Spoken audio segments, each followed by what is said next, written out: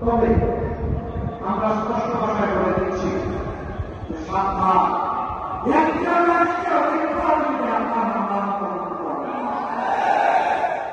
আপনারা শুনে খুশি হবে, বুঝে পাইনি এটাকে কেন আমরা মামলা আসামি করব। আমাদের মামলা আসামি সর্বোচ্চ 98 জন, এরপরে কোন মামলা আসামি নাই।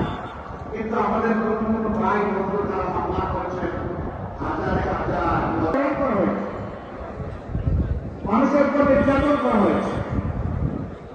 আমরা এগুলা চিন্তা তবে আমরা স্পষ্ট ভাষায় বলে দিচ্ছি যে সাবধান, একটা রাষ্ট্রে অধিকার দিতে আপনারা শুনে খুশি হবে, বুঝে পাইনি এটাকে কেন আমরা মামলা আসামি করব।